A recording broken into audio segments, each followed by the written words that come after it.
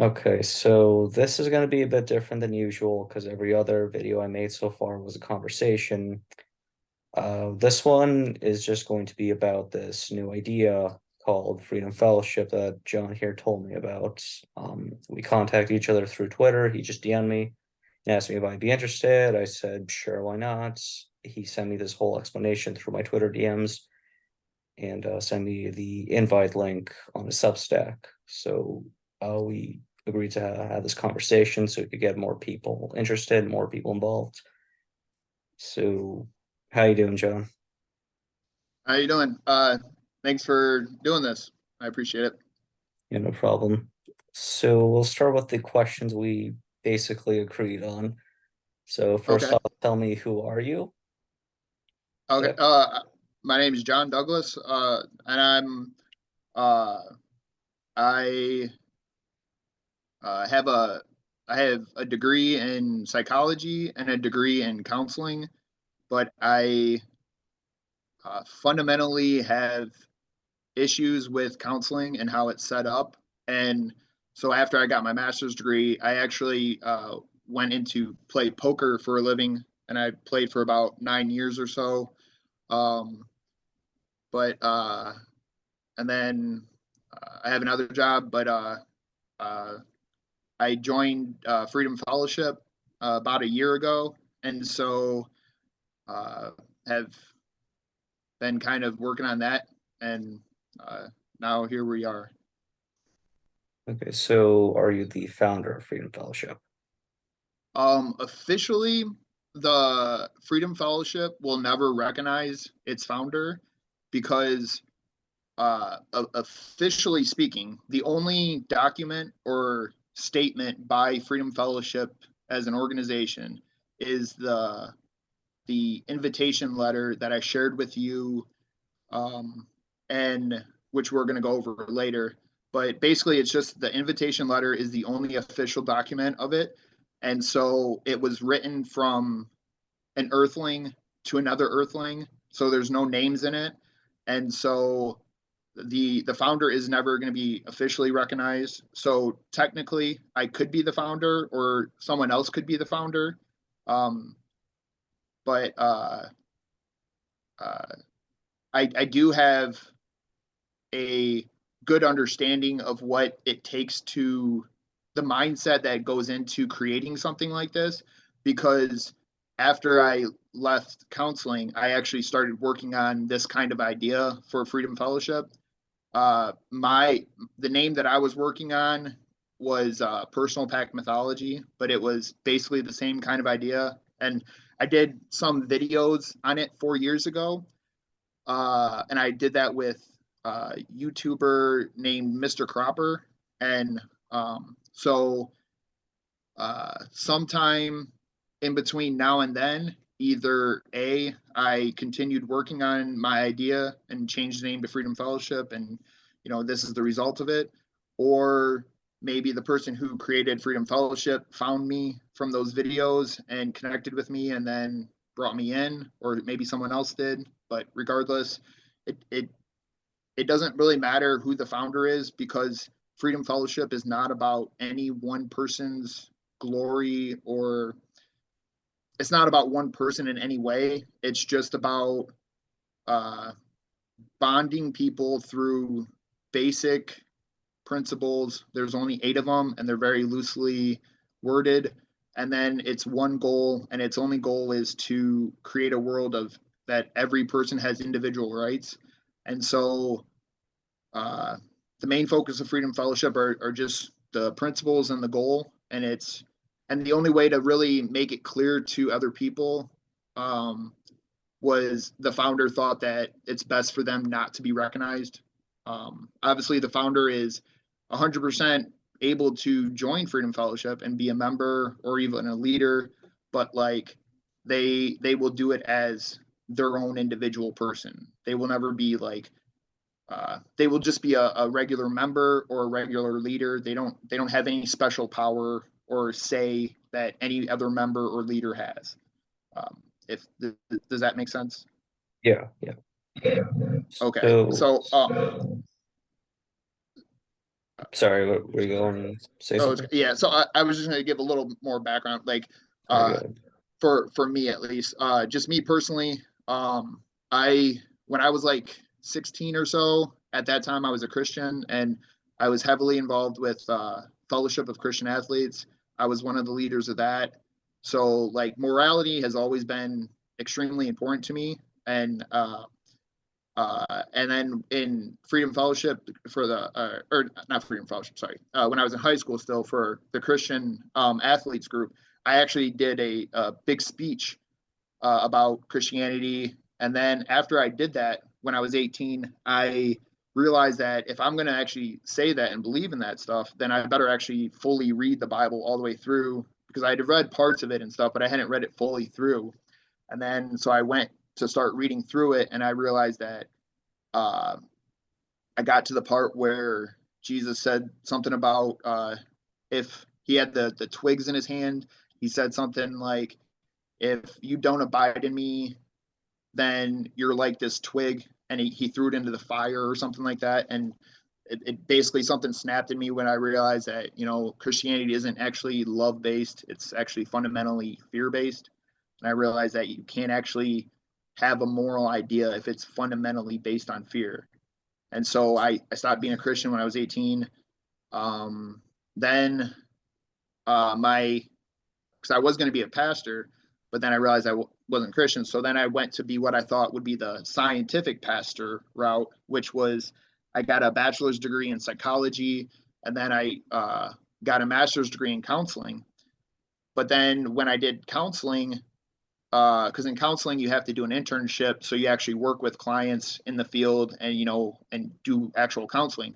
And in the process of that, I realized that uh, counseling is fundamentally cowardly. Like the way that it is set up is cowardly, because science, if it's done correctly, then you care only about evidence, only evidence and correct information. And then you take that correct information and you share it with the world. You don't compromise with false beliefs or other stuff that you actually think are immoral. But counseling, what happened was I was working with a client who is I think he was Christian, and I realized after I was working with the client that even if hypothetically I was the best counselor ever, so like if I was the best counselor imaginable and I fixed whatever ailed this client, and helped them to be reason based and moral, the next time I see them, they're going to be back in the same situation because their fundamental belief is that they are evil and that they are fundamentally immoral and that they fundamentally can't be good unless they have this outside force come in and take over their, and guide them. And so I realized that counseling is nothing but a band-aid. It's like it would be like me trying to put a band-aid on a broken arm, and I mean that's not going to work. And if counseling actually wanted to counsel people correctly, then they would just take the information that they find out and they would work with the client. And if you did counseling correctly, you'd have to include philosophy and morals and principles and all that stuff. But if you don't address people's morals and philosophical view of the world, and you leave them being completely irrational fundamentally, then you're not really helping them. And then also, if you're working with clients who aren't even open to that kind of stuff, then you can't make any progress because they're based on faith and blind, and so you can't really do anything. And so I realized that counseling wasn't for me. And the moment I left counseling was the moment I realized that I I needed to create a setting that would allow me to do what I thought was ideal counseling, rather than being bound by I don't even know who, I forget who the overall organization that's in charge of setting up counseling boundaries or stuff. But I can't work under those conditions because they want me to play pretend with fairy tale stories as if those fairy tale stories are somewhat equal to science. And like that's trying to compromise between water and poison. I mean, it's, the result's going to be poison. Like you can't actually create something like good with that. So, so I, uh, so about 4 years ago, so that was okay. So about eight years of like working on, my idea of like creating a, um, I mean, it goes in what I was working on. I was looking at it as like a secular religion. Um, I don't know if people want to call it a social group or a secular religion or a community bonded by moral principles, but I mean those are basically what it is. And so I was trying to create a group that was, first off, I didn't want to have it be dogmatic, but you have to have some basic principles in order to have a group be good. Because if you have a group bonded with no principles or no morals at all, so so anything goes, then that group is always going to end up evil.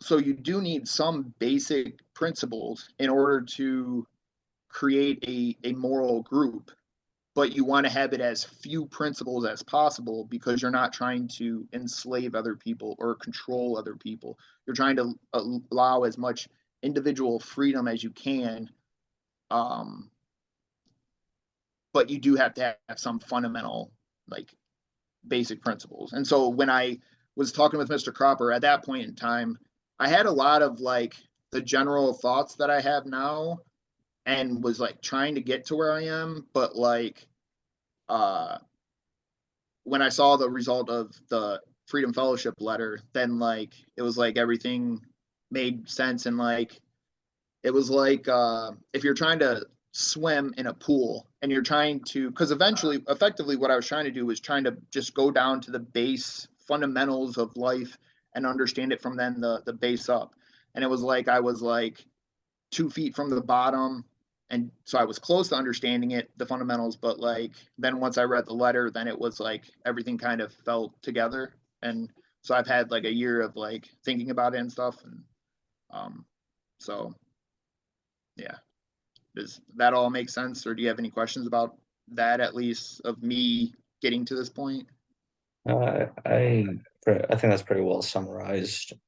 So Okay. back on Freedom Fellowship, in your DMs with me, you mentioned being influenced by Ayn Rand. Is this like some Yes. kind of objectivist based philosophy, or would you consider something unique? I would say that it's unique.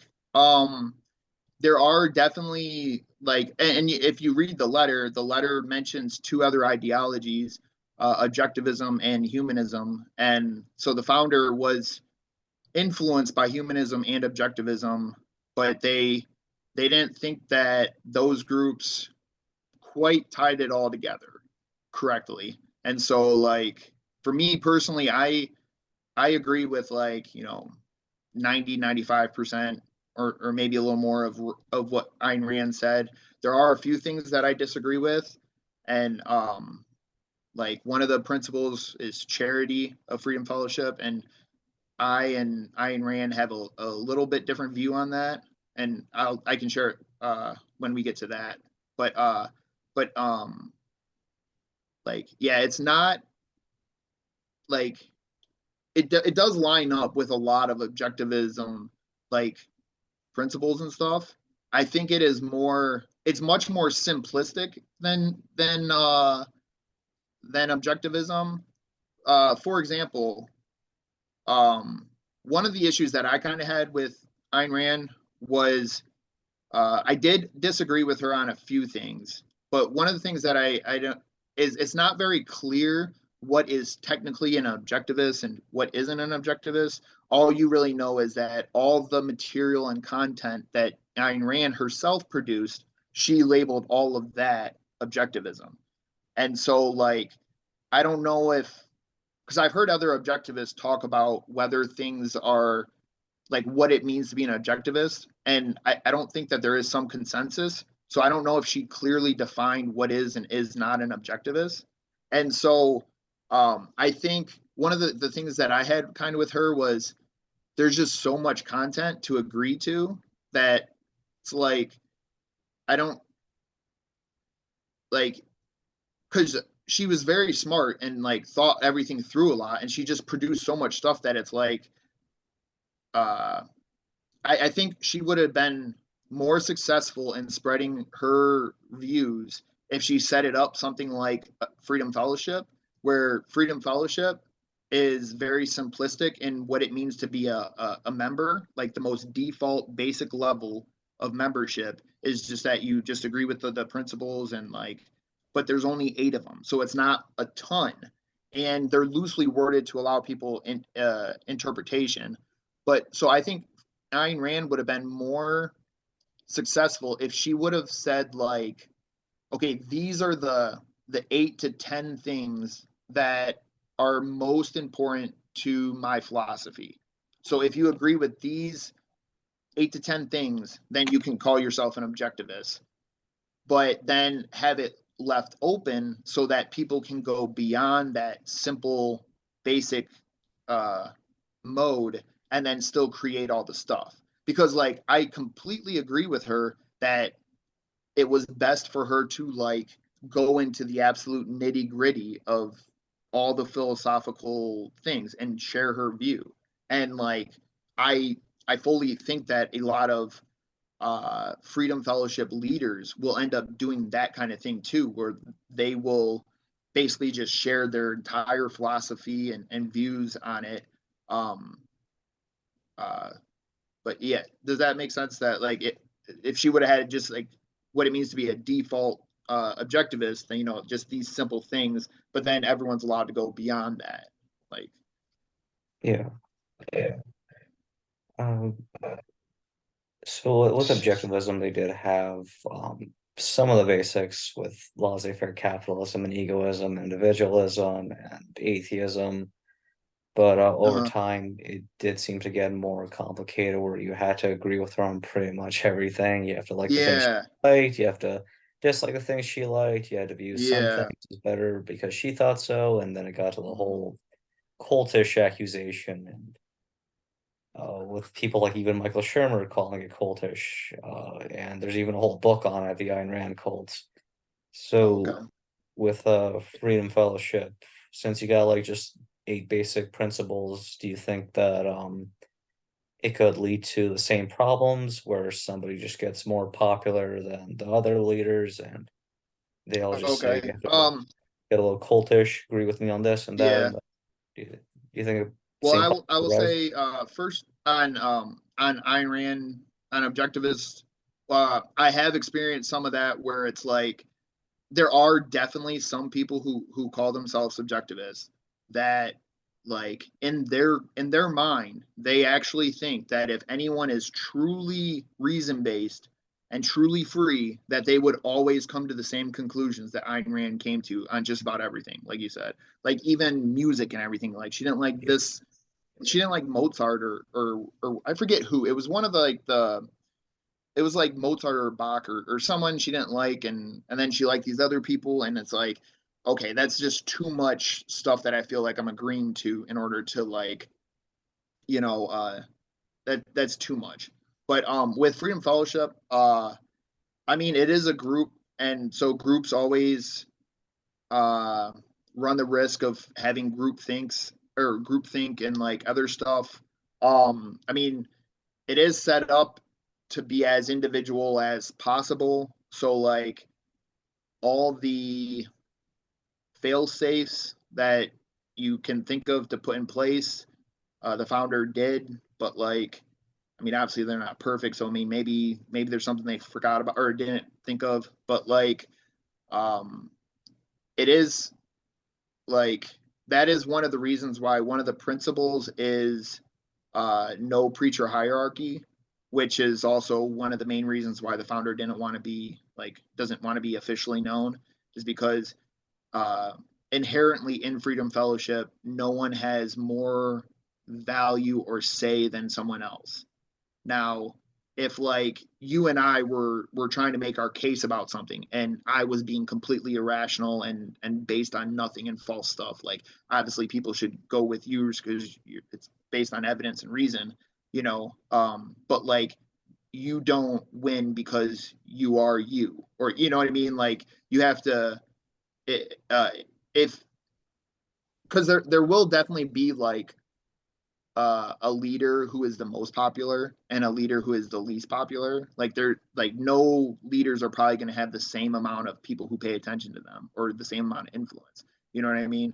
But like just because someone is more popular, that doesn't mean that like the less popular one has to obey them in any way, you know? Like now it might be smart to find out why that one is popular because maybe they are doing things well in one area or not, you know, but like um but it is set up to have to be the least dictator type group that you can have.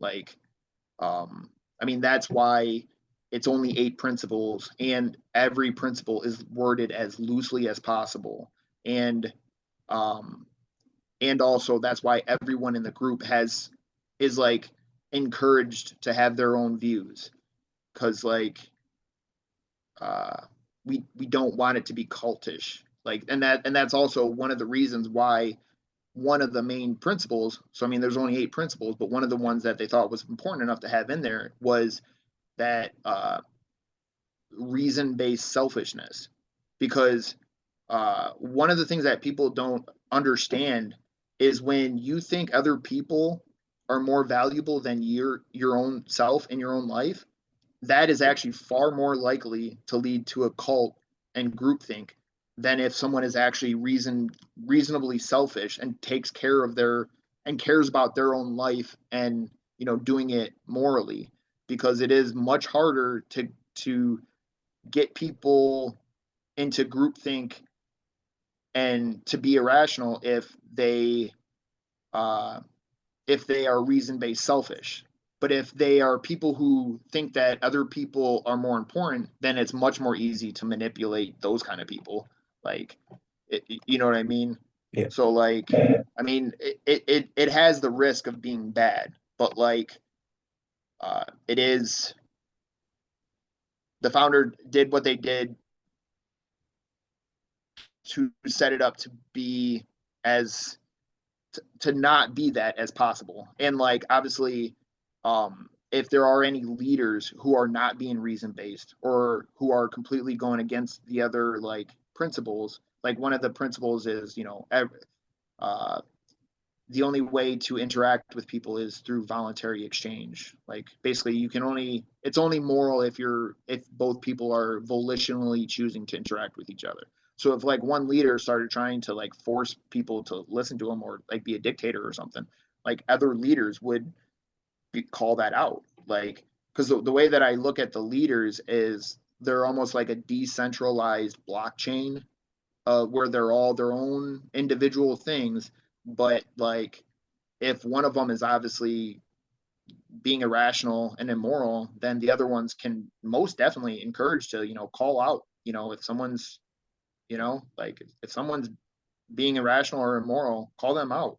Like, uh, I don't know about the founder of Freedom Fellowship, but I was so intense in like trying to make sure that like people knew that the leaders were people that you could come to and that they were held accountable was like uh, one of the early drafts of my version was uh, the the any if any preacher molests any children, they go to jail immediately, or we advocate for the death penalty for them. Like, I mean, I didn't know how to like implement that or something like that, but my mindset was, you know, I was so focused on making sure that leaders do not become dictators who prey on their members in any way that like you know I wanted to make sure of that you know but like um but yeah I mean like you can run the risk with anything but like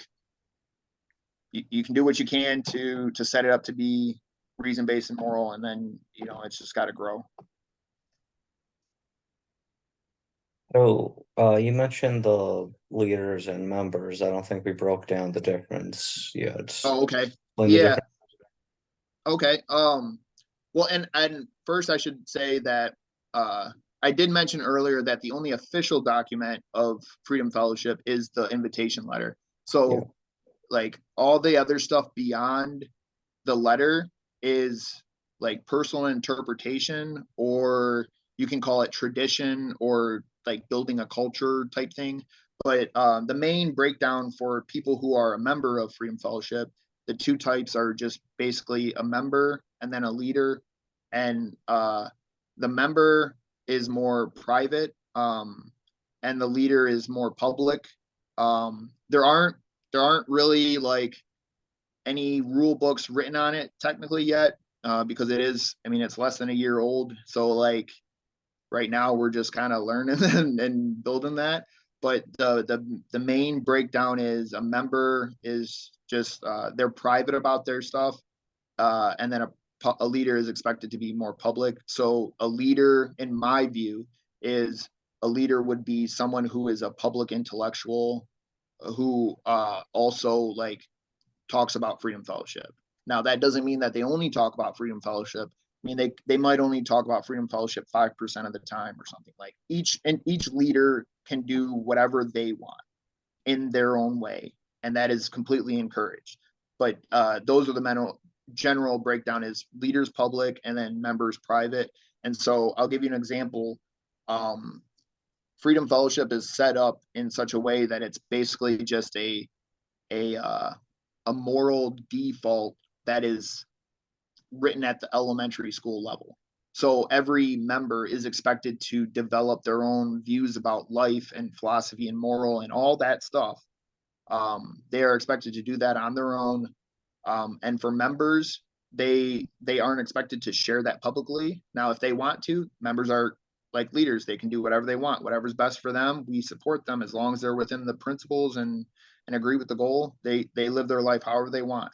But the general consensus is a member will be more private with their personal philosophy playbook. They are encouraged to share it with, someone they trust, to get feedback. So that way they're not doing that on their own. If they want to share it with a leader, that's cool. But if they don't want to, that's fine. But then a leader is expected to share their philosophy and views beyond the basic invitation letter. They're expected to at least share some of that publicly. They don't have to share it all publicly. Whatever the amount they want, is again up to them. That's just the general setup of the leader and the member right now. And so one day, 300 years from now, there'll be a complete church-like network of Freedom Fellowship type churches, and leaders will be the ones who lead that. Now, not every leader has to be an actual church pastor, doing that thing. There can be other forms of leadership, but that is one of the options in the future. Yeah. So, I mean, I guess I should share now, since I mentioned the church type thing, like Freedom Fellowship. Everyone has their own personal character and their own personal representation of what they think is what I like to call theoretical human. Like when a Christian says, "Oh, you need Jesus," what they're effectively saying, in my view, is, "Oh, you need theoretical human." And so, like, theoretical human in Freedom Fellowship terms would be someone who at least has the basic 8 principles as part of their moral core. Now, the founder, to be clear, wasn't saying that those are the only principles that are important. They were just saying that an ideal society would have those 8 principles as part of it, but not limited to it. So yeah, because I mean, people are allowed to have principles beyond the 8 principles as long as they, agree with the principles. But like, yeah, and so Freedom Fellowship churches, since we embrace all stories, and a Freedom Fellowship church could be Harry Potter themed. So I mean, if it's whatever the members and the leaders want to do. So technically, there is no official dues or fees or attendance record or anything of that nature. Now, in order for that Harry Potter church, though, to come about, obviously it's going to need funding. So people who want that service and that option will have to figure out how to fund it morally. But like, joining Freedom Fellowship does not mean that you owe Freedom Fellowship. You could just be a member who doesn't attend any churches or anything. That's fine too. Like, there will be members who, just do their own thing, but they agree with the letter and they want to be part of the group, because then when other people talk to them, then they can be like, oh, well, this is my moral base, and so this is it. So that way they don't have to always like start over, from the ground up. They can say what they agree with, but then this is how we do it. And so, like, you know, a and churches can be any story themed. I'm just using Harry Potter because that's a very popular story, but a church could be Dragon Ball Z themed, or Keanu Reeves themed. If there was a lot of Keanu Reeves fans who loved his characters and stuff, and like they could do that, uh, or Ayn Rand, since we mentioned her, or like, I mean, any story. Like, you could take South Park, or any TV show, anything you want. You're only limited by your imagination and your desire to create these things. And uh, so in a Harry Potter themed church, for example, if you had enough money, you could, and you made it 2 stories, then the leader could have their office set up like Dumbledore's headmaster room, where you could have at the first, it's on the second floor. So you get there by going up the spiral staircase that the students would have to do in Hogwarts. And then the leader could dress in wizard robes if they wanted to, or like, I mean, you can really do whatever you want, as long as you're doing it reasonably and morally. Then like, you can do it however you want. One of the other members, because there are some members in Freedom Fellowship, there's not many because it is so young, but there are other members. And when I was talking with another member, and I talked about the church, the story themed churches, they were like, so that's kind of like taking Comic-Con, like, story fandom, but then organizing it around some moral principles and turning it into something positive. And that honestly is like, that is a very accurate way, I think, of looking at it. You know, like, maybe one day Freedom Fellowship will have a booth at all the Comic Cons or something, like, I mean, that would be very possible. And I have talked to other people, because I know for me personally, it's been a frustrating struggle of finding out the best way to spread it without, you know, with spreading it correctly, I guess. So like, I mean, I have shared it with some people at work, only people who I know, that and we talk about it. But like, a couple of them are also like big Dragon Ball Z fans, for example. And so they thought it was really cool that for me, my special character is a Dragon Ball Z made up character. So my special character is not an actual character from the show. It is, for people who don't know Dragon Ball Z, it involves aliens, and one of the alien races is called a Saiyan. And so I made up my own character that is a Saiyan, but that character represents the 8 principles to me, and in my way, it is my personal Jesus. And so, um, it's not real. Like, in the principle, in the actual letter, the founder made sure to actually put into it, this character is not real, but the placebo effect is. And so, yeah, I guess that's about that area. Do you have any questions about that type of stuff? Not about the characters, but I do think that's a nice idea, though. It makes it more entertaining, gives kind of Mm, a D&D vibe. I think for those members, if it does start to build up, for those members who have yeah. like more original types of characters, nothing like So not IP. related to any other story, you're saying? Yeah, because those could get like copyrighted at some point if you decide to like try to profit off of. But I'm thinking like the ones that have like unique original characters that could just be anything, they could maybe Yeah, start writing like some short story anthologies or maybe yeah, like I agree with that completely. Like, uh, I don't know who it was, but I did talk with someone about it, and like for me personally, I wouldn't be able to make money off of my character because my character is, part of a universe, a storyline that's already owned by other people. But like you said, if someone is completely, they can create their own original character that has no other connection to anything else. And if that character becomes something, they are completely entitled to whatever profit they make off of that. Like they don't owe Freedom Fellowship anything.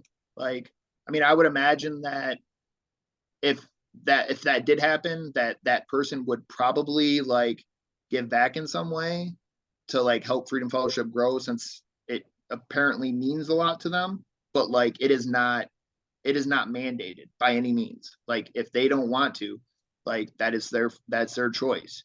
Like charity is one of the principles of Freedom Fellowship, but like it it doesn't, it says charity, basically it says uh here is the moral equation for what it takes to be a moral person. Charity is somewhere in that equation, but Freedom Fellowship does not tell you how to be charitable or what cause or who to or any of that nature. It just says that charity is important, so it's up to the individual to do however they want. But I mean, I honestly have thought about that, and like I totally do think that like a new kind of Lord of the Rings or Harry Potter or some kind of new story universe will be created as a result of Freedom Fellowship, because someone uh just just created a new awesome character and ran with it, because that's totally possible. And for me, like, and for me, in my view, so it's not an official, but my view is I think it's important to have the character development up to the point of where you can imagine the character in like some scene or some, like, basically you have a still image of the character in your head that helps you to stay reason based and moral in those moments of life when it's very hard to. But beyond that, it's up to the person how much they want to develop that character. Like that's completely up to them. Like, I mean, I've thought about ways of tying my imaginary character to other characters in the other to other actual characters in the Dragon Ball Z, but like I haven't done any of that yet. I just have my very basic image of like my character, and I will share my character, I guess, just because it gives an example. Like the basic picture I have in my head of the character, and I did share a picture of this on my Twitter timeline because my niece did draw a picture of it, which is pretty good. But basically, it's a picture of my character in front of a wood stove fireplace type thing, and on one side of the picture, there's a giant pile of wood that like is endless. Like you never see where the end of the wood is, so there's just endless wood. And then on the other side of the picture is like a Dragon Ball Z Saiyan pod. So like his spaceship, and then in the middle is just him putting wood in the fire. And in my mind, it's like no matter what difficult time I go through in life, uh, I always had that image of like my character adding another piece of wood to the fire, like whatever it takes for me to make it through this moment and be reason based and moral, I will, like, and that's kind of how I view it. But if you want, you could probably start like a gaming channel and play those universe games and just try to create your character, name it after the same character. yep, Just like slowly try to like just get people interested in it just by playing video games. that's Do that. a good idea. Just chill with it. So just Oh, gonna ask. I guess real quick, uh, technically, people like the character that they choose doesn't have to be made up. Like someone could pick a real life person. Um, I personally would strongly advise anyone who picks a real life person to pick someone who's already dead.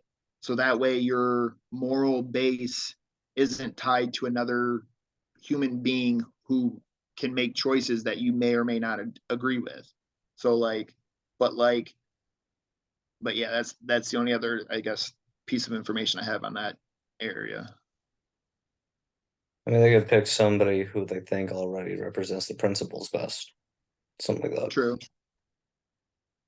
So, just gonna ask one last thing, then we could get on Okay. to the letter. Yeah. So we talked about objectivism. What do you think the Uh, similarities are between Freedom Fellowship and humanism? um, I would say, well, there's no deity to worship.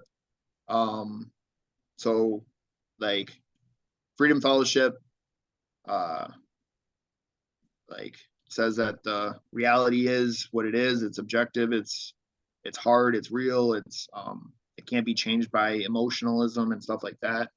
Um, I with with humanism, humanism is kind of like has one problem. One of the problems that with it is the same thing I saw with objectivism is that there's just so much content that you have to agree to in order to be a part of the member. And but one of the problems that humanism has that Ayn Rand didn't have is objectivism is complete. Like it can never be changed because she's dead. So like it can technically never be changed. But humanism, I saw like they still add new stuff to it. And also because I looked at like one of their social justice pages and it was talking about how it wants to destroy the cis normative or something. And so they're still adding stuff that people like may or may not agree with. And so, and also like humanism, um, it, like, it kicked out, it took away one of its awards for Richard Dawkins a while ago. And Yeah. so, like, I remember reading about that a while ago. But like, I mean, I didn't read the full article on it. I just kind of saw the headline that they took away an award from him. But to me, that is just very like dictatorship type behavior in the sense that like you better bow down to our morals or you know like it's like it's encouraging groupthink and like submitting to its moral views rather than encouraging individuals and like um yeah, there's like I would probably have to go through maybe at some point I'll do a video in the future where I'll just go through humanism and say what I agree with and what I don't. But like um so I guess I agree it's similar in that there's no deity to worship. There are like a church like structures for community and morals. Um but I would say that Freedom Fellowship has different morals and I mean, Freedom Fellowship is 100% focused on the individual. Groups are nothing more than a collection of individuals, and Freedom Fellowship completely backs the individual. Um, and and it seems like humanism completely expects the magical mob to decide what is best for everyone, and that people just kind of have to fall in line.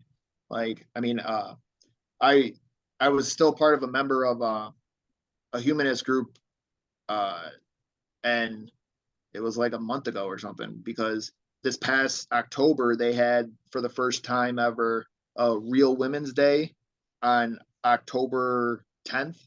So anyone who isn't familiar with Roman numerals, 10 in Roman numerals is an X. So the date on October 10th is XX, so a woman. So they created a new uh, women's special day because so many men are trying to take over women's spaces. And I shared that with one of the humanist groups, and they kicked me out. So like they just they're yeah that like yeah. I wasn't very So informed. something new needed to be created because that it's not correct. I mean, it has some things good, but like overall, no. I think humanism needs more political diversity. Somebody who More what?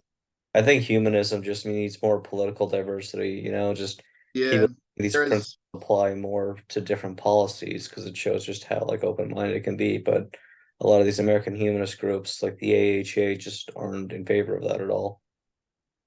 Yeah, yeah. I mean, it's they they traded old religions for a new religion, um, and they kept all the same morality. Humanism still cares more about the other person than they do about the actual individual, and um and and they still kept like the groupthink, like without destroying those two views. Like you can't be moral or rational. Like, I remember a couple of years ago when I was a teenager, there was this small group on Twitter called Humanists Against Feminism. And that's what I thought we oh, need to okay, see more of, like seeing people who see yeah, far left identity politics and think they actually contradict humanist values. So therefore, we have like this group of humanists who are in favor of the same principles, but think these things don't apply to it, or at least not anymore. I think we yeah, need more of that. I just remember they had some heat. I don't know if they're still active nowadays. I'm guessing not. But I yeah. would like to see I like don't a know. like conservative humanist group or humanists for Yeah, Trump or something like that. Just so more diversity of thought. yep. It's crazy to me that humanists actually think Trump and MAGA is more dangerous than like Islam. Like that just blows my mind. Like, because like you said, there's like, I mean, I can't say there's no diversity in thought, but like from my personal experience and based on the loudest mouths on Twitter who identify as humanists, based on that and my experience, they're all socialists, it seems like. So I mean, I and that is honestly one of the reasons why, because like the Freedom Fellowship letter, it gives two political. I mean, Freedom Fellowship letter is intended to be a complete like group and philosophy. You know, it's intended to address everything in life from birth to death and everything socially and like and but as far as politically, it makes two statements. One, every human should have individual rights, and two, not humanism or not, sorry, not socialism. And so I don't know if it actually says, but like it might actually even say in there, like if you are actually a socialist, you're better off going to humanism. Like No. I don't know if it actually says that, but it says something like that's why humanists end up socialists, or it says something about socialism and how it steals and how socialism is anti-individual rights because it like I mean it puts the group above the individual. So like it by definition it takes away some of the rights. So but it says something like that. I can't remember exactly, but I mean we'll see it when we read the letter. But There might still be some hope for humanism because I'm aware that even though the American Human Association backstabbed Dawkins, as far as I know, he wasn't excommunicated from Humanist UK. We had oh, okay. Stephen, we had Steven Pinker write a letter telling him to rethink that. We had Michael Nugent writing telling him to rethink that. As far as I know, those two are Oh, okay. definitely humanists, and Dawkins Yeah. is still definitely a humanist. Okay. Um, yeah, so there might be some hope. I remember even Douglas Murray was at Humanist UK to deliver a lecture. And Oh, okay. yeah, and I thought it was funny that he just began the speech talking about like I'm not really sure if I'm a humanist, and if I am, I'm definitely a bad one. I kind of like Yeah. that. Just Well, and flat out like honesty. I think a lot of people associate with humanism because like me, when I first became like an atheist, then like there really aren't many options as far as like community bounded by morals. Like it's humanism and then there's objectivism and then like I don't know what else there is. Like I mean I did look, but like I mean I know that there was like a I saw that there was like a group that was for secular people to meet on like a Sunday so that they could have like a church type thing and community, but it didn't really have any principles of like what it is morally. And so it was just like doing one thing, but it wasn't like a complete system and approach, um, if that makes sense. Yeah. But so yeah, I mean, I don't really know what other options there are other than humanism and objectivism. Like, I mean, that's why I wonder if a lot of the people who like Douglas Murray, who are humanist, like when they find out about Freedom Fellowship, are they still going to be a humanist, or are they going to be like, oh, there's another option that's way better and actually individual based? And so, like, maybe this is more correct. But yeah, so it'll be interesting to see how it develops. Yeah, as much as I love Douglas Murray, I think he's gonna stick with cultural Christianity. But We'll see. I mean, that's what Ayana or whatever Hersey or Ayaan Hirsi Ali. yeah. So I mean, I guess we'll see. I mean, As far as I know, she's actually a believer now rather than just a cultural Christian. I could be wrong, but okay. she did talk about God and Oh, lately okay. on a The Thanksgiving article dinner. that I saw was basically she didn't think atheism was a solution, which Yeah, atheism isn't a solution. Atheism is just a simple disbelief in something that doesn't have evidence for it. It's not yeah, a system beyond that in any way. And like, so it seemed to me like she just didn't know what the solution was.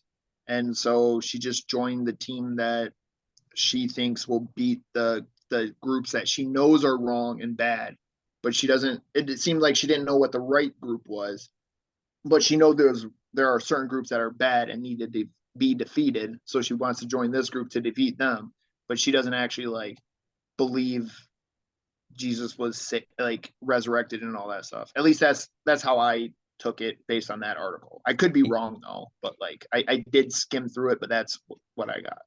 that's how I interpreted it too. But just recently there was like this new letter that a bunch of different Oh, okay. people were asked talking about what they were thankful for, and she did start talking about God and thanking God and stuff like that. So she seemed like Okay. she actually thinks there is a God now.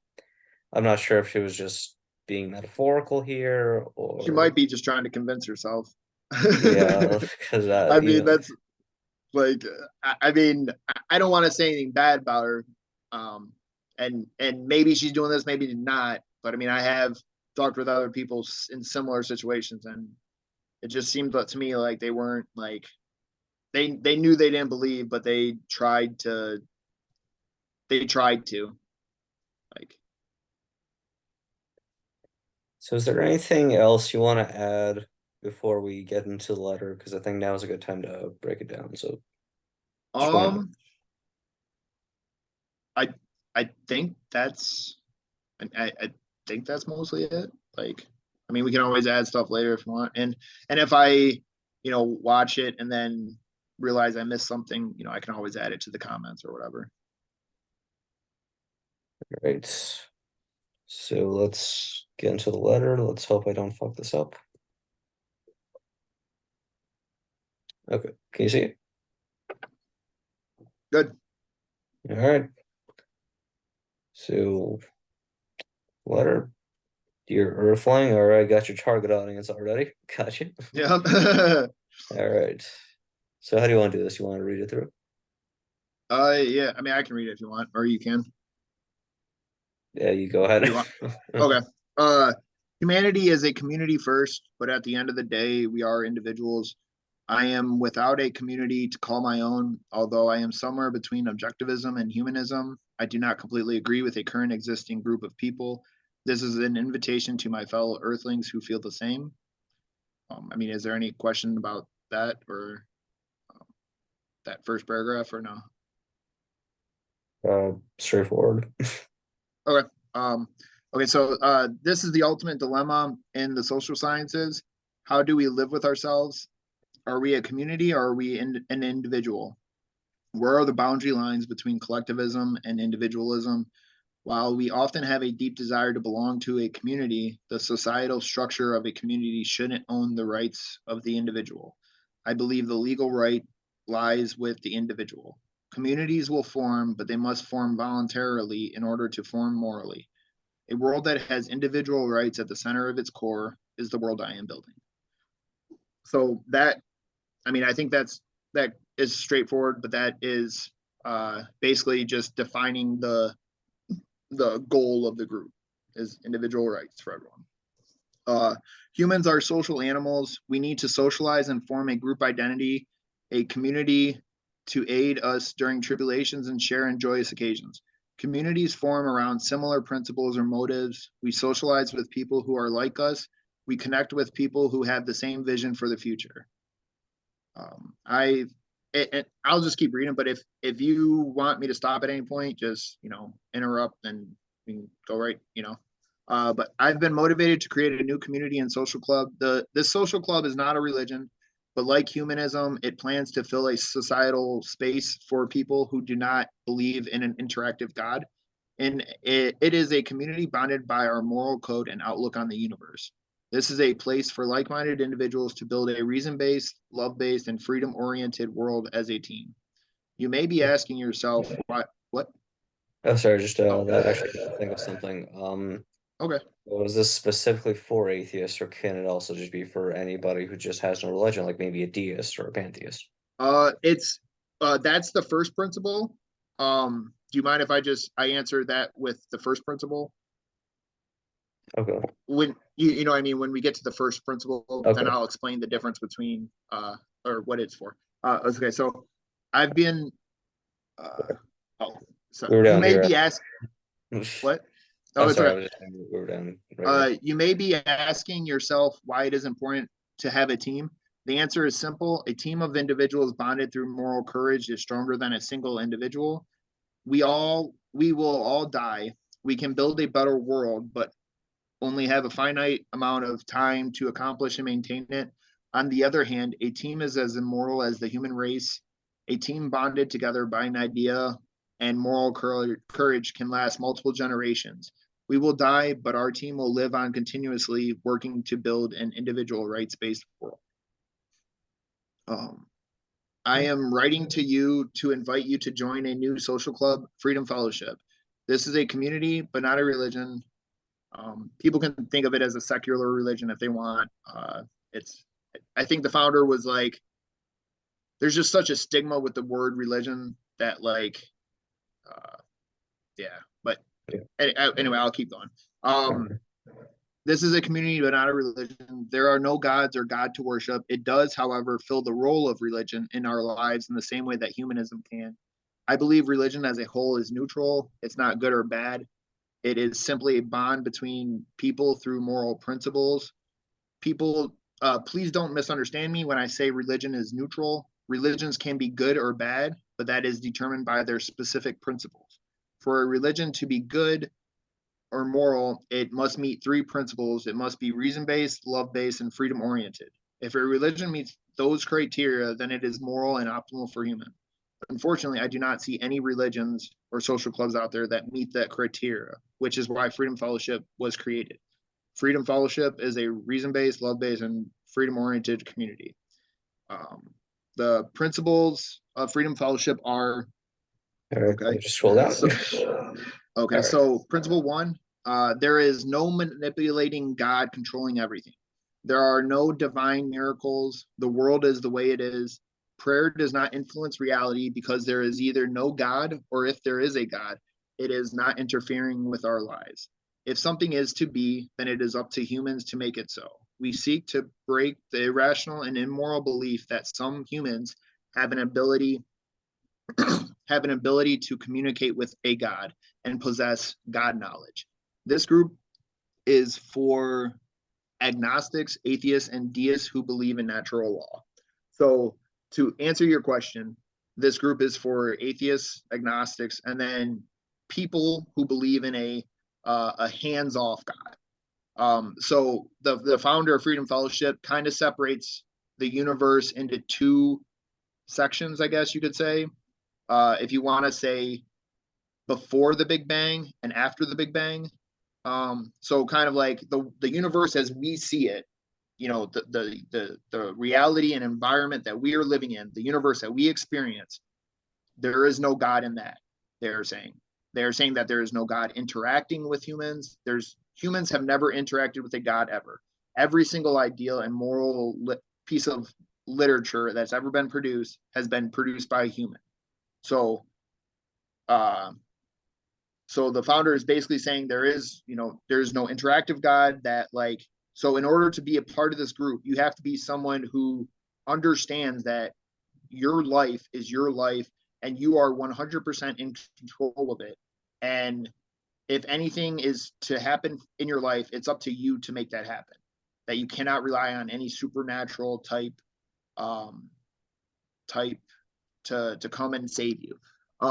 And so it was actually like when I was doing my idea 4 years ago, I had the same kind of idea, and it was, uh, and so you have after the Big Bang, which is the universe that we live in, and then you have before the Big Bang, which we don't know anything. Like, I mean, we don't really have any evidence.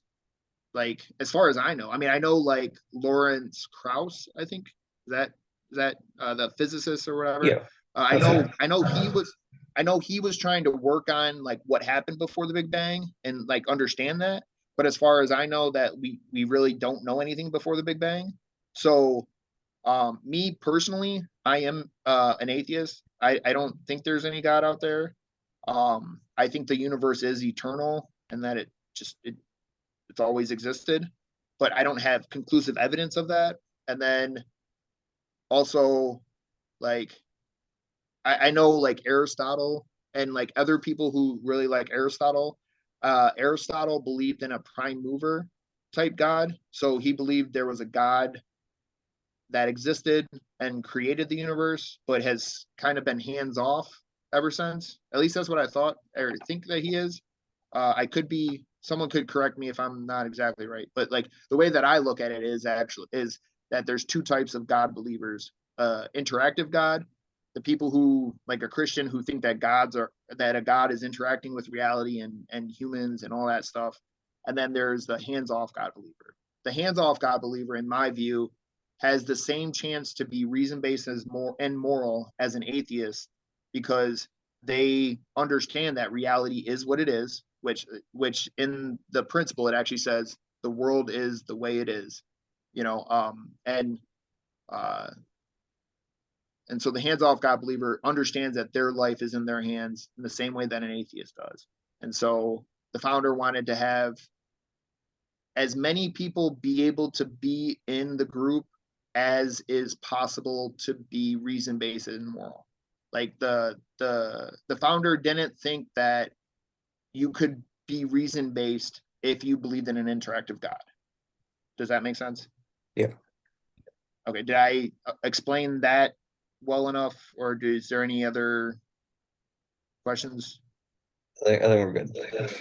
Okay. Okay. So then number two is spirituality is individualized, which means each person has their own special character they hold dear. The character is not real, but the placebo effect is very real. People may have their own personal Jesus, except it will be a character representing a virtue of their own choosing. This is encouraged because people gain strength from their belief in a special character due to the placebo effect. We've talked about that. Is there any questions you have on that that we haven't talked about already? I think we covered it decently. Okay. Um, and then so if you want to actually look at it, there's really only 7 principles in Freedom Fellowship, and then the 8th one, is everyone has their own character. But okay, so number 3, reason is our main tool of survival. Reason is very important, and it is to be empowered in all people. Our world and this community are reason based, and so it doesn't. I mean, it's kind of straightforward. And okay, so number 4, a moral world is voluntary. We are building a world free from coercion. This idea diverges from humanism, which aligns with socialism. Socialism uses violence to control others. This immoral control steals our ability to be free, and individuals must be free to make personal choices. Each person is free to live a life to live without coercion. Um, so that is that good? Is this more like just anti-socialist rather than pro-capitalist, would you say? Well, no, I would say it's pro-capitalist because a Okay. moral world is voluntary. So it is saying like, I mean, the first sentence is then saying that individual rights are, are the most important thing. So it's not it like, those Twitter people who will have their profile bio say anti this or anti that or anti that.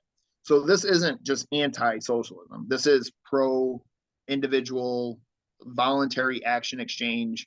And so then it talks about socialism to make it clear that it it views socialism as anti the individual rights that it is pro. Does does that make sense? Yeah. Yeah, I was just Okay. wondering because it's mostly just talking about like the problems of socialism, and there have Uh, been plenty of people who did advocate for capitalism, not because they necessarily liked it, but because there was no better alternative. People like H.L. Mencken, for okay. example. Yeah. And Um. there are also like different types of capitalism. There's like Yeah. capitalism in Japan, and Ayn Rand favored laissez-faire capitalism. Yeah. And yeah, but whatever. Okay. Um. Is that good? Oh yeah, that was it. That was all I was just Okay. gonna ask. No, All right. that's fine. I mean, whatever questions or comments you have, I encourage it. I just want to make sure we address whatever they are as we move along, but not move before we're ready. Okay. So 5 is there is no preacher hierarchy. Each preacher talks and represents themselves using the Freedom Fellowship principles. Each preacher is trained in listening, empowering others, and strategic thinking. There is no hierarchy because everyone is equal in value before the laws of nature. Each preacher will attract their own members. So eventually, the plan is to have educational systems based on Freedom Fellowship, just the same way that Christianity has their own high schools and elementary schools and all that kind of stuff. Like I totally envision Freedom Fellowship having all those options one day. Like I was talking to a person who's interested in it, and then um, we started talking about their children going to school and stuff, and they were thinking about homeschooling because of all the you know uh gender ideology being pushed on kids. And so I was like, I'm sorry that we don't have the option right now, but I like do fully envision those being options for people because of that kind of stuff. Like, I mean, uh like yeah, like I know people will like having those options, and because they don't want irrational and immoral ideologies being pushed on their kids. And that's what you're going to get when you have governments in charge of the curriculum. Mm. So but yeah, so 5 is is part of the reason why the founder doesn't want to be recognized officially, but like uh but yeah, it's kind of to make sure that there is a firewall against any preacher ever becoming a dictator of any type or some or trying to take over or anything like that. Because I mean that kind of stuff could always happen. Like there's a whole history of humanity of that kind of stuff happening. But like, Yeah. uh, but so the founder did what they could to legally, according to Freedom Fellowship member or community rules, you know, this is not what we want, but it will be up to the members to obviously like make sure that bad stuff doesn't happen. So, so 6 is Yep. charity of time and or money is encouraged. We are building a generous world that values charity. Charity is voluntary and is up to each member or is up to each human to decide how they will be charitable. And so, since we have talked about Ayn Rand a fair amount tonight, I would like to mention the differences in her view and mine personally. Because I agree with the founder, making charity important. I agree with them not being specific about how someone has to be charitable, but just saying that it is important. You know, Ayn Rand and I agree that in order for something to be charity, it has to be done voluntarily. So if I take a gun and put it to your head and take your money, that's not charity. It doesn't matter if I go give it to a homeless person or to a kid who's poor, or or whatever. Like if I take your money and resources against your will, it's not charity. And so uh, now Ayn Rand, though, in her ideal world or in her ideal society, and I'm using her examples. So this isn't me saying my views of what I think her ideal society is. This is me using her words. And in her words, her most important book was Atlas Shrugged. And without ruining the whole book, but I have to share some of it. In her book, she creates her ideal society within that book and what her example is of an ideal society. And in that ideal society, I don't know if it was banned or just viewed very poorly, but there was only one word that was viewed negatively by the society, and that was the word give, because she didn't want anyone to give anyone anything. She wanted everything to be a trade where someone gave someone something and they got something in return. And um and I understand why Ayn Rand went as far as to say that that charity isn't a moral duty, because she wanted to make sure that people knew that it wasn't like that it was voluntary, because if you make it kind of a moral duty to do something specifically, then you're saying, you're in a way you're trying to coerce the other person. At least that's how I think that she was worried about making. So that's why she made sure to say that you don't have a moral duty. And so Freedom Fellowship obviously disagrees with her in the sense that she wanted negative or society to view the word give negatively. Freedom Fellowship wants society to view that word positively, but uh, Freedom Fellowship agrees with Ayn Rand that it must be voluntary if it is to actually be charity. And I know for me personally, I like having charity as part of its principles, because me personally, I am a very reasonably selfish person, and I want my I want theoretically my grandchildren from 100 generations from now to grow up in a world that values charity and helping other people, because odds are very good that at least one or two or many of my grandchildren are going to have some, either born with a genetic defect or maybe get paralyzed in an accident or something. But regardless, the point is that in an ideal society, there are always going to be humans who are born that aren't able to do the work that is necessary in order to sustain their life. So if you look at, so hypothetically speaking, if you looked at a person, um, let's say in order for you to survive, you have to perform at 100%.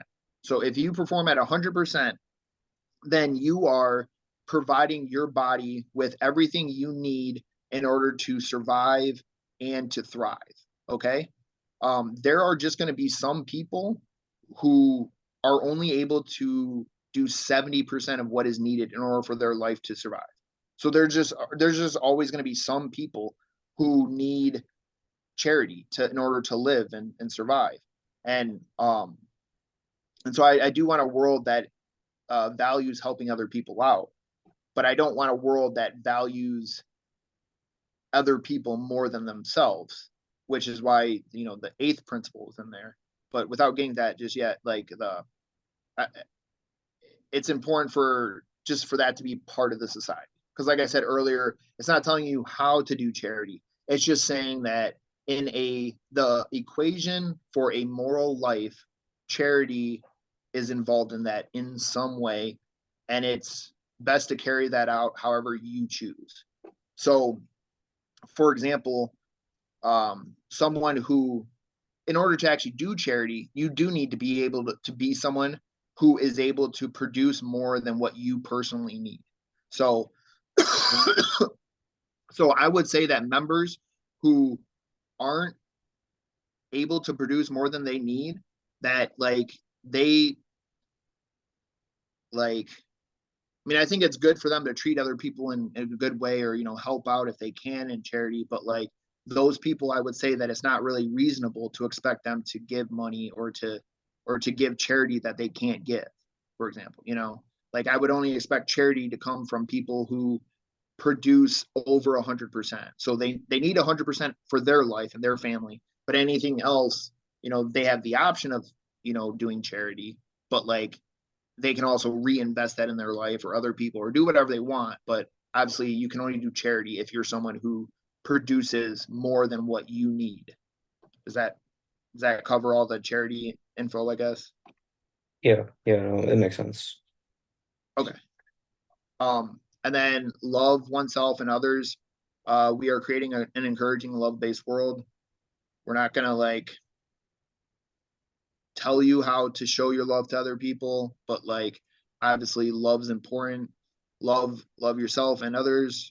Just um, making sure that it's love-based rather than fear-based.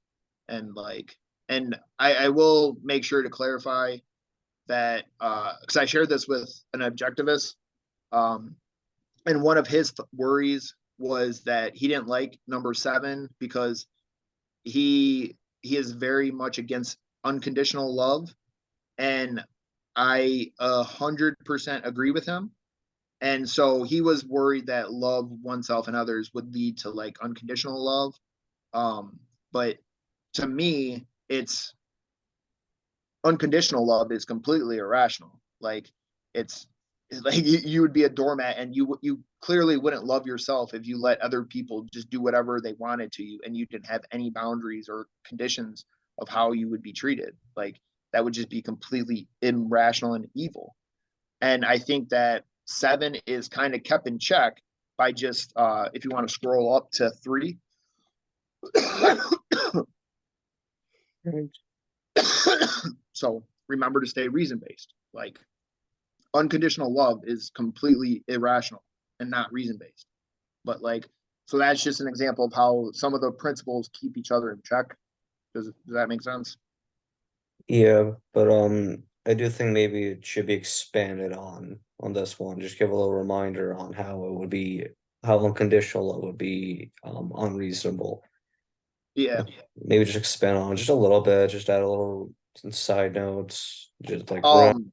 3. I, I and the way that technically we can't really do that because that's the letter's already the final product. But Hmm. obviously it is good that people understand the potential negative of that as the group grows, so people can inform other members as they join that.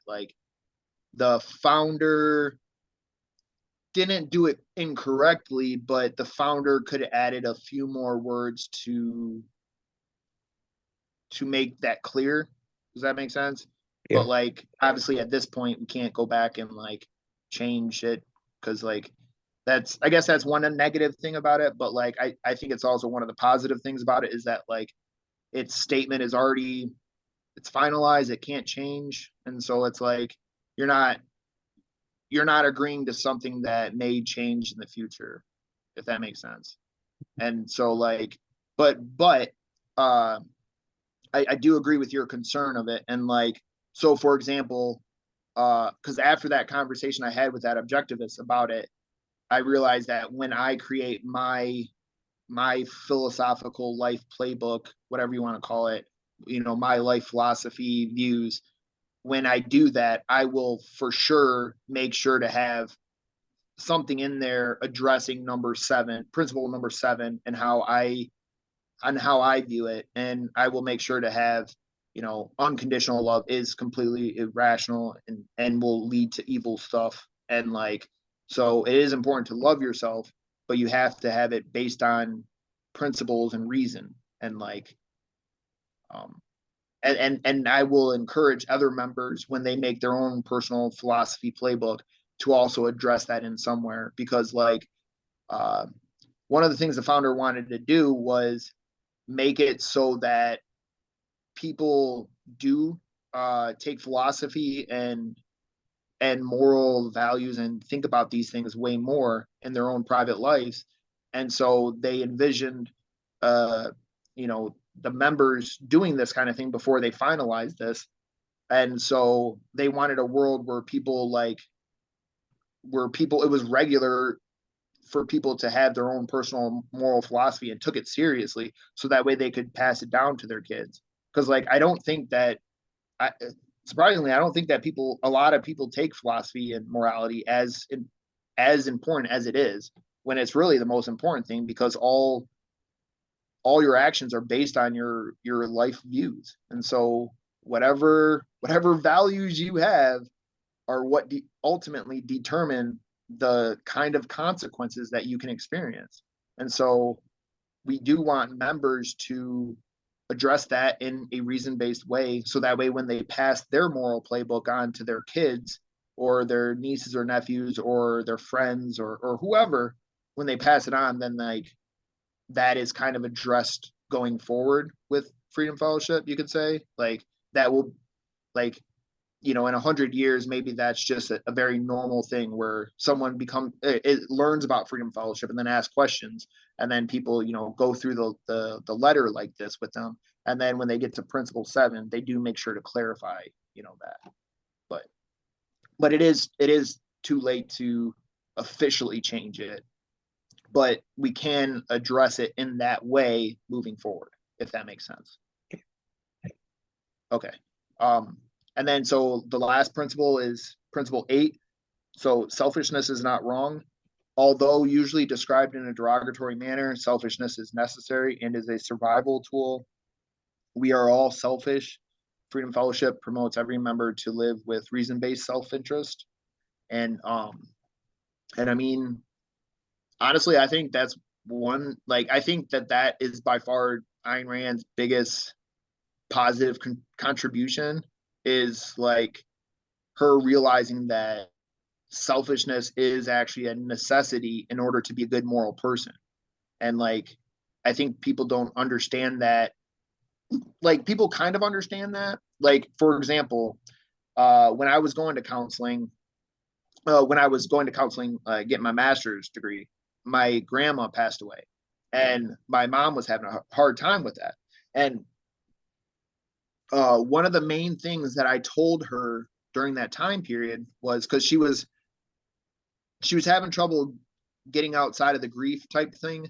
And so I told her, remember, mom, you have to take care of yourself and do a good job of maintaining yourself, because, for example, you can't get in your car and drive over to your friend's house to help them fix their car if your car is broken. And so at the time, I kind of understood that reasonably being selfish was a good thing, but I didn't fully understand and embrace it to the degree that I do now.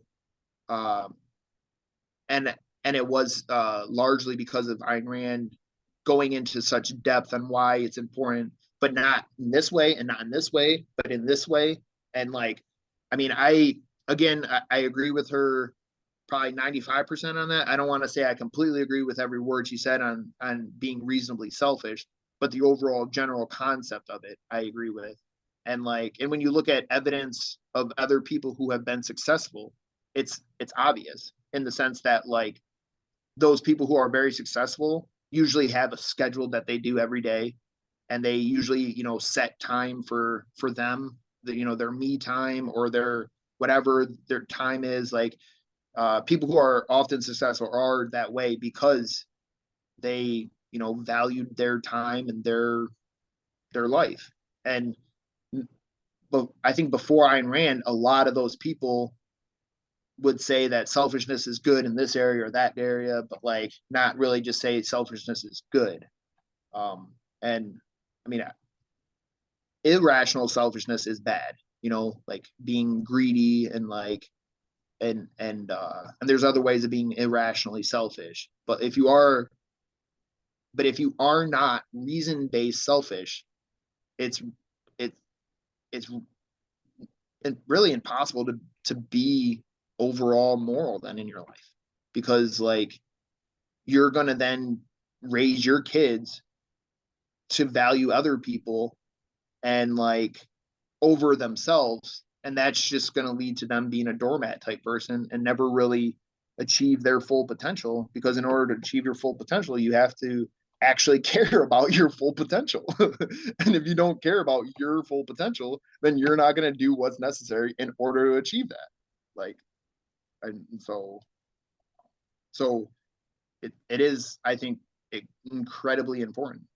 And so like most of the principles, number 8 doesn't tell you exactly what percent, selfishness versus other people to be, and like each person will treat it other way. Like some leaders might say you should be, their interpretation might be you should be 90% so focused on yourself and 10% focused on other people or whatever. And some people might say different number, you know. But like the idea of making sure that you are reason-based selfish is very important. Yeah, I agree. Is that what? I just said I agree. Because Okay. when people hear the word selfish and they think it's like a bad thing. Yeah. Yeah, like I completely agree. Like there's just so many times in TV shows or on Twitter where people are like, "Oh, you're just being selfish." It's like, okay, in your point. I can think of Like, one example where it was a good thing. If you've ever watched Everybody Loves Raymond, there was one okay, I've episode. seen some episodes, but I haven't seen them all. But I mean, it's a funny show. It's definitely one of my favorites. I just remember there was an episode where Robert broke up with Amy because she felt she was too pushy, and they all blamed it Okay. on Raymond for complaining about marriage. So at the end, he just revealed it had nothing to do with Ray. He was just tired of like people trying to force this lifestyle onto him, and he just wanted to live his own life. And then Oh, okay. before he left, his mom goes, "You're being selfish," and then he goes, "Good," and then he storms out. Which was such a good scene, powerful scene. Yeah. So yeah, Yeah. I think people need to live a little, do something that they enjoy, have fun, something that makes them Yep. happy, something that makes them comfortable. Yep. I agree. Like, I mean, one of the worst things that happens is people get burned out on other people, and then they end up turning just like very cold and like bitter, and then they blame other people for treating them like that when they set it up in an incorrect way and allowed themselves to be treated negatively for so long that it just burned them out. When if they had set it up correctly and set boundaries that were reasonable, then like, you know, it would have ended differently. Um, but yeah. And so to finish it off, if these 8 principles and what you have read speak to you, I ask you to join Freedom Fellowship. We need more people to be love-based, reason-based, and freedom-oriented. And invite you to join one of our services or contact us to learn more. Sincerely, your fellow Earthling. So, in between Dear Earthling to Sincerely Your Fellow Earthling, the letter itself is the only official statement of the group, and that's what it is. And so at some point I plan on getting we will make a website to have all this information available. But until then, if anyone wants to join, um, you're free to. Like one day in the future, different leaders will have different ceremonies for when people join, um, and stuff like that. Right now, you just join, um, and you don't have to ask people permission to join. Like technically, if someone watched this video and they agreed with this, they could just go start trying to build this without ever talking to another member, because now that this letter is out there, it's not the founders group, it's not any other members group, it's not any leaders group.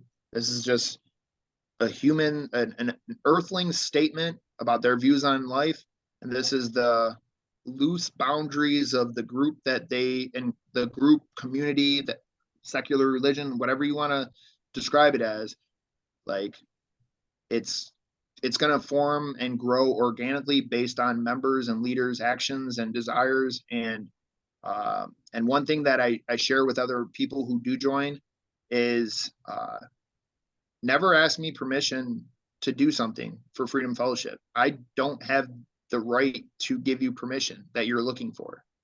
Have you ever seen the movie Willow? I have not, no. Okay.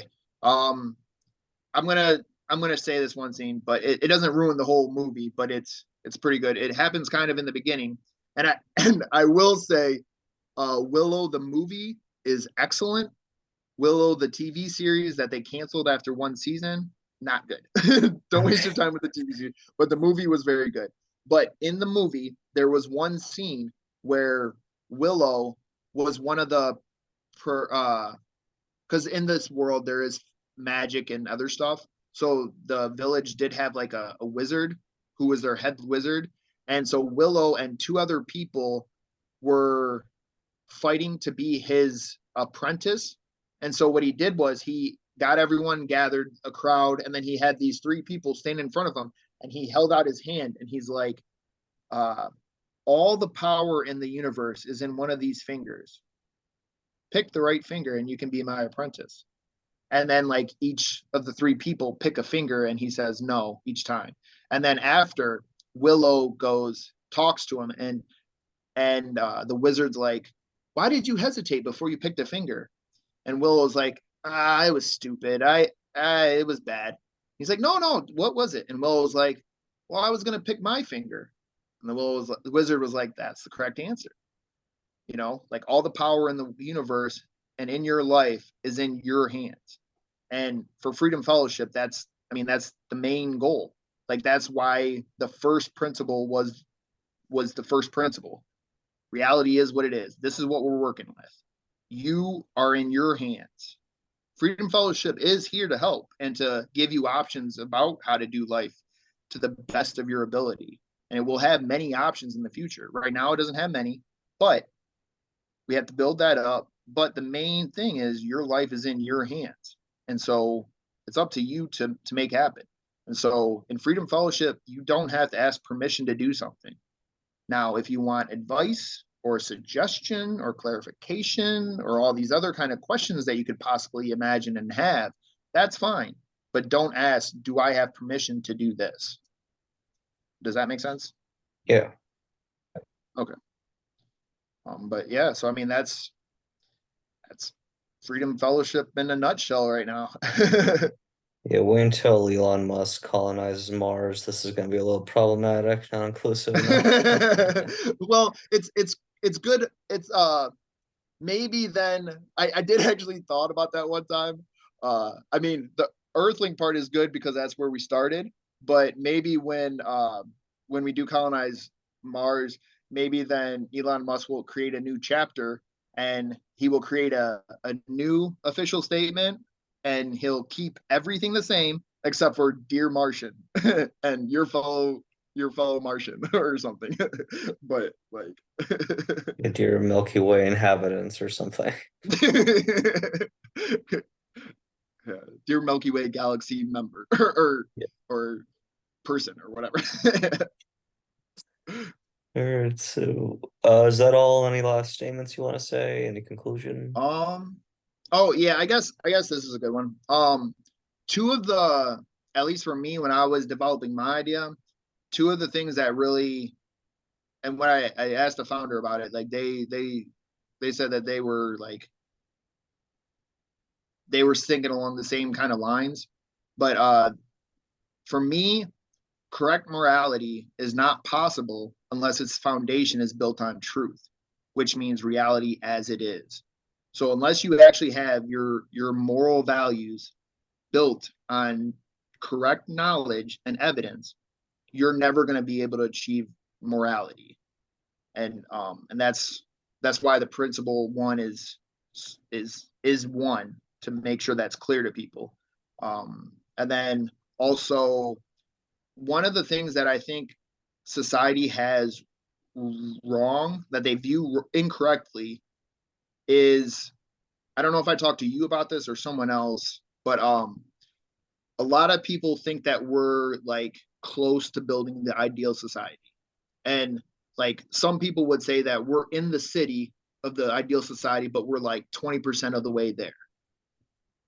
And I would say that's incorrect completely. We haven't started to build a city that is ideal. We are, in my mind, I'm standing on a mountain, and on the other side of the valley, I see a spot that I think will be ideal to build the ideal society. But in order to get to that spot, I have to go through the jungle. And in that jungle, there are tons of predators. Humans have mostly wiped out non-human predators, but humans are still a predator. And this jungle is full of predators. And so, in my mind, Freedom Fellowship acts as like an identifier for me as to who is a safe sleeping buddy, a non-sexual. Obviously, members can, be romantic with each other, but the basic idea is that you're building a community of people who, in the jungle, you would feel safe sleeping back to back with. I'll watch this way. You put your back against my back. You look that way. And we'll watch out for each other. And so Freedom Fellowship is kind of like bringing people together, and then slowly we're going to move over to that spot. We're going to go through the jungle, and we're going to eventually get to that place, and then we'll be able to start building the ideal society, but we're not there yet. And so Freedom Fellowship will move in that direction, and it helps you identify who is safe to be, that jungle sleeping buddy to keep you safe too, and who has similar values to you. And so, I don't think the ideal society will start to be built for another 100 years or something. I might be wrong, but like just that kind of idea of like gathering the right type of people with the right type of morals. And only once we've gathered those people will we be able to actually, build the ideal society that is individual rights based for every single child. Okay, looks like if you don't mind, I think we could end it here because my battery's Yeah, at that's 18%. Yep. What? My battery's at 18%, and I'm worried it's gonna die Oh soon. yeah, that bothers me too. That I would But hate yeah, for I think like that was to shut down I think in that was a mid good talk. So conversation. thank you. Yeah, this worked What? out pretty well. Yeah, I agree. Thank you. Thank you. Yes. I'm just gonna end it right here. Yeah, so All right. we'll talk again. I'll Cool. upload this pretty soon. I'll share it on Twitter. I'll put your Twitter on the description. And yeah, good luck Perfect. on Thank you. this. Thank you. I appreciate it.